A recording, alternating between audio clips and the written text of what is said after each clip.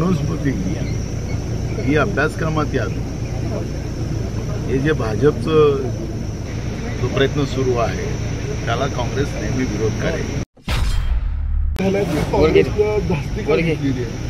तुमचा गैरसमज आहे आणि भाजपनी पेरलेली अफवा आहे. आम्हाला त्यांच्या ध्यानाचं नाही, त्यांना तर ते आता प्रधानमंत्री पदावर हे शेवटचं त्यांचं ध्यान आहे. त्याच्यानंतर नरेंद्र मोदी म्हणून त्यांना ध्यानच करायचं आहे. मूळ प्रश्न ते ध्यानात बसले तर ध्यानातच राहू द्या, त्यांना चॅनल आणि या प्रसिद्धी माध्यमात येऊ देऊ नका, कारण की हे आचारसंहितेचं उल्लंघन आहे. एवढंच आमचं म्हणणं आहे. त्याच्यामध्ये हा जो गैरसमज त्यांच्या ध्यानाच्या बद्दलचा पसरवला जातो तो कदापि नाही. ते कायम ध्यानातच राहावे अशी भूमिका या देशवासियांची आहे. हो, काँग्रेसला महाराष्ट्रात किती जागा मिळते? आम्ही 17 जागा लढलो. त्याच्यामध्ये आत्ता जे काही आम्हाला रिपोर्ट येत आहे 16 जागा आम्ही जिंकू आणि एक जागा एकदम ठासून आहे. वेळ आलं, नशीब आमचं जमलं तिथं, जे काही आकडेवारी येतात आहे 17 पैकी 17 पण जागा काँग्रेस महाराष्ट्रामध्ये जिंकू शकते. जितेंद्र आव्हाडांच्यावरती अॅट्रॉसिटी दाखल करायची तक्रार आलेली आहे. बघा, बाबासाहेब आंबेडकरांच्या याला त्यांनी जे फाडलेलं आहे त्याचं समर्थन काँग्रेस पण करणार. पण मनुस्मृती ही अभ्यासक्रमात यावी, हे जे भाजपचं जो प्रयत्न सुरू आहे त्याला काँग्रेस नेहमी विरोध करेल. आम्हाला मनुस्मृती आणून संविधान संपवायचं हे जे बीजेपीचा प्रयत्न आहे त्याला काँग्रेस कायम विरोध करणार आणि मनुस्मृती कधीही लागू देणार नाही. तो कालबाह्य ग्रंथ आहे आणि तो या मनुस्मृतीमुळे देशामध्ये माणसाला माणूस न समजण्याची व्यवस्था निर्माण करायचं जे भाजपला जी मानसिकता आहे त्याचं ते प्रत्यय आहे. त्यामुळे मनुस्मृतीचा कायम काँग्रेस विरोध करेल. महाविकास आघाडीने संविधान वाचवा असा प्रचार केला आणि महाविकास आघाडीच्या एका नेत्याची कृती संविधानाच्या विरोधात चुकीची आहे. याचं टीका आज दिवसभर भाजप करते. तो प्रश्न आहे की त्याचं उत्तर जितेंद्र आव्हाड देतील. त्यामुळे मी त्याच्यावर आज खूप चर्चा करणार नाही, कारण की मला ते नेमकं काय झालं आणि काय त्याच्यातलं वास्तविकता ते मला माहिती नाही. त्याच्याबद्दल मी आज काही व्यक्तिशः त्याच्याबद्दल प्रतिक्रिया देईल, चुकीचं करेल. जितेंद्र आव्हाड त्याच्यावरची प्रतिक्रिया देतील.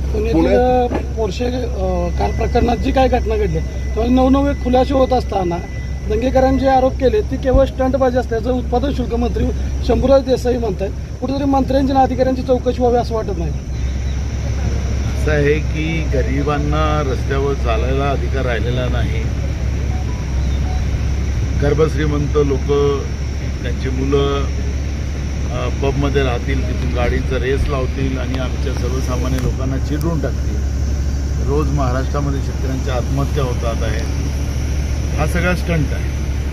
सत्तेमध्ये बसलेल्या लोकांना असं वाटते आहे की हा स्टंट आहे, तर त्यांच्यासाठी स्टंटच असेल. राज्याचे मुख्यमंत्री शेतावर आता सुट्टीवर गेले, त्यांनी तिथून ट्विट करतात की मी शेतकरी आहे. व राज्यातला शेतकरी आत्महत्या करतो आहे, पिण्याचं पाणी नाही राज्यामध्ये, जनावरांना चारा नाही. तो जॉब तुमचा आहे. शेतीमध्ये राहायचं तर कायम राहणं, तुम्हाला कोण विरोध केला? पण मुख्यमंत्री झाल्यानंतर राज्यामध्ये जे काही आज राज्य पेटते आहे त्याला ही भूमिका घ्यायला पाहिजे. पण यांना वाटतं की सगळं स्टंटच आहे. जनतेचे प्रश्न उपस्थित करणं, शेतकऱ्यांचे प्रश्न उपस्थित करणं हा सत्तेमध्ये बसलेल्या, सत्तेचा माज आलेल्या भाजपनी सरकारला वाटत असेल तर हा स्टंट आहे असं वाटत असेल तर ठीक आहे, पुण्यात उत्तर देणारच त्यांना. पुण्यातल्या अपघात प्रकरणी एका आमदाराच्या पुत्राचा पण त्यामध्ये समावेश होता किंवा असं जे म्हणतो ते पुढे येईल का सत्य उघडकीस? ते अजूनपर्यंत त्या गाड्यात कोण कोण होते त्यांची नावं का जाहीर करत नाही? पोलीस का प्रकरण दाबताय? डॉक्टरांकडून का प्रकरण दाबलं जाते आहे? ह्या सगळ्यांचं उत्तर मुख्यमंत्र्यांनी द्यावं, कारण की दोन्ही उपमुख्यमंत्र्यांवर कोणाचाच आता विश्वास राहिलेला नाही. मुख्यमंत्री आहे, मुख्यमंत्र्यांनी सांगत होते शेतात सुट्टीवर आले. त्याच्यामुळे राज्याच्या जनतेने कोणाकडे दाद मागावी हा प्रश्न निर्माण झालेला आहे. त्याच्यात होता की नाही होता, कोण आमदारांनी पत्र दिलेलं होतं, तुमच्या मीडिया माध्यमावर दिसते पत्र. ते जे मंत्री आहेत त्याचे उच्च मेडिकलवाले त्यांनी पण त्याचा रिमार्क आहे, ते पण पत्र आपण मीडियामध्ये पाहिलेलं आहे. पण मूळ प्रश्न आहे की जे मंत्र्यांचीच प्रेशर होते त्याच्यावर, कोण मंत्री होता, कोण आमदार होता, ते त्यांनी जाहीर करावं ना. असं जनतेला राज्याच्या अंधारात ठेवलं नाही पाहिजे. वास्तविकता लोकांच्या समोर आली पाहिजे.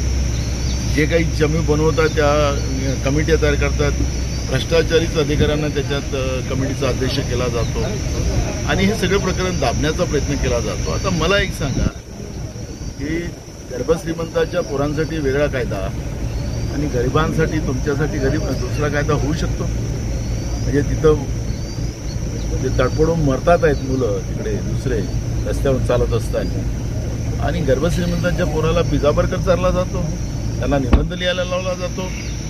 हे असा काही नियम होऊ शकतो का? त्याचं उत्तर का देत नाही सरकार? याला नोटंकी म्हणतात का ते लोक? आणि म्हणून हे सगळे प्रश्न ज्वलंत आहे. लोकांच्या मनात एकदम राग आहे आणि जनता भयभीत पण आहे. त्यामुळे मुख्यमंत्र्यांनी पुढे येऊन शेतामध्ये न बसता आपलं उत्तर द्यावं, जनतेला सांगावं नेमकं काय चाललं महाराष्ट्रात. उद्धव ठाकरे प्रदेश दौऱ्यावर आहेत, त्यावरती ट्विट केलेलं आहे मुख्यमंत्र्यांनी, गाड्या आपला गाव परदेशात जाण्यापेक्षा. हो, ते ट्विट ते मुख्यमंत्री नाही आहेत ना, नाही तर आम्ही उद्धव ठाकरेंना नाही म्हटलं असतं विदेशात काय करता. पण मूळ प्रश्न आहे की तुम्ही मुख्यमंत्री आहात, कसे मुख्यमंत्री झाला त्याच्यावर मी आता जाणार. पण मूळ प्रश्न आहे की आता तुम्ही मुख्यमंत्री आहात ना. जे अनेक जिल्ह्यामध्ये या पद्धतीच्या घटना होतात आहे. ड्रग्सचा मोठ्या प्रमाणात वापर महाराष्ट्रामध्ये होते आहे. गुजरातमधून तो ड्रग येते आहे.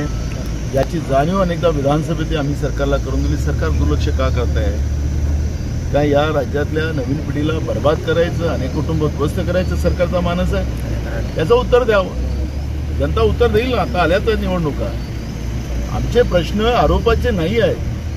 हा शाहू फुले आंबेडकरांचा महाराष्ट्र आहे, हा छत्रपती शिवाजी महाराजांचा महाराष्ट्र आहे, हा कोणाच्या बापाचा नाही आहे. या विचाराला मुठमाती देण्याचं पाप केलं जात असेल तर काँग्रेस कधी सहन करणार?